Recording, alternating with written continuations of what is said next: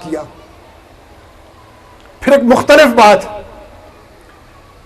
دنیا کے انقلابات کو آپ دیکھیں گے، انقلابی نظریہ تو دیتا ہے لیکن اس کو خود نافذ نہیں کر سکتا ہے۔ یونان کے فلسفیوں نے، افلاطون نے نظریہ دیا لیکن ایک خیالی ریاست کا نظریہ دیا، وہ نافذ ہو ہی نہیں سکتا تھا، کوئی ریاست وجود میں نہ آئی۔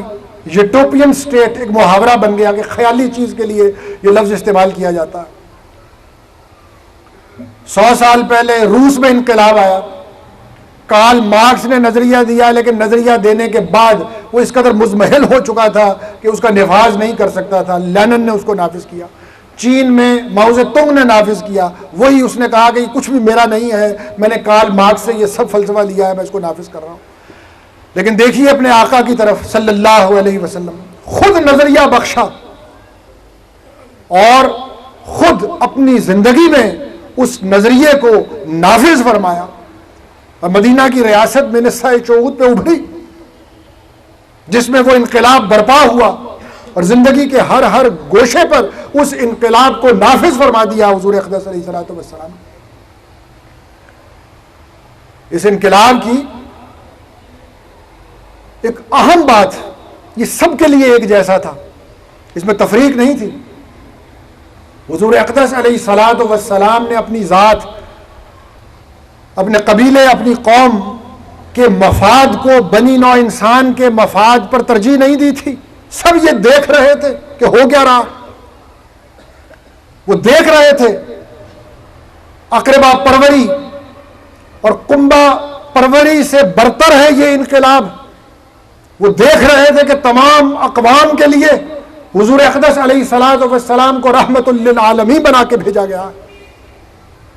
اگر بات آپ ہاشمیوں کی کر رہے ہوتے تو غیر ہاشمیوں کو کیا پڑی تھی، قریش کی کر رہے ہوتے تو غیر قریشی کہاں سے آتے، اگر آپ عرب کی بات کر رہے ہوتے تو اجمیوں کو کیا پڑی تھی کہ اپنا سب کچھ لٹا دیتے آ کے اس انقلاب پہ۔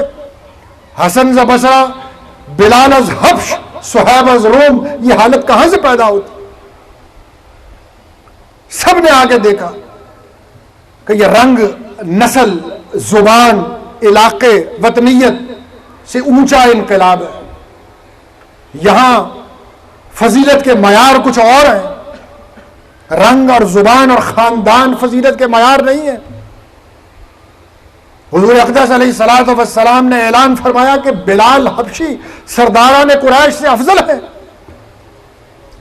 میری فضیلت کا معیار کچھ اور ہے، جو تبدیلی میں لے کے آ رہا ہوں، جو انقلاب میں لے کے آ رہا ہوں، پارسائی معیار ہے، تقوی معیار ہے۔ جب آپ نے یہ کہا کہ بلال افضل ہے، دشمن ہو گئے، خون کے پیاسے ہو گئے مکہ کے سردار آپ نے مکہ کو خیر آباد کہا، نوبت یہاں تک پہنچی۔ اور پھر دیکھیے، جیسا میں نے عرض کیا کہ آپ تو یکساں رحمت تھے،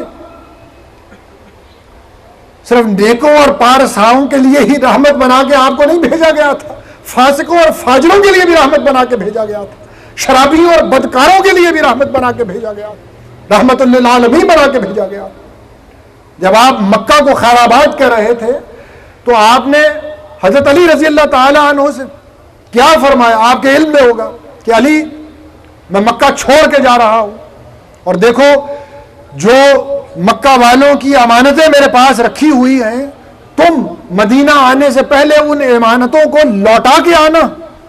ان لوگوں کی امانتیں جو خون کے پیاسے، جو جان کے دشمن تھے، یہ کہا کہ میں یہ برداشت نہیں کر سکتا، ان کی امانتیں بھی واپس لوٹا کے آنا۔ ہم کس دور میں زندہ ہیں؟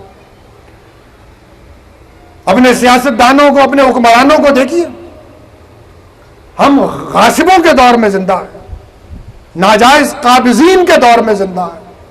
ہماری سیاست میں شہدا پن در آیا، غنڈہ گردی در آئی، اور ہم دامن سے وابستہ ہیں اس کے جو یہ کہتا ہے کہ دشمنوں کی امانتیں بھی لوٹا کے آنا۔ ہم یہ دیکھتے ہیں کہ کس طرح خون کھولتا ہے ہمارے آس پاس لوگوں کا، اور وہ کہتے ہیں کہ کبھی معاف نہیں کروں گا، چھوڑوں گا نہیں۔ میرے ساتھ اس نے یہ حرکت کی ہے،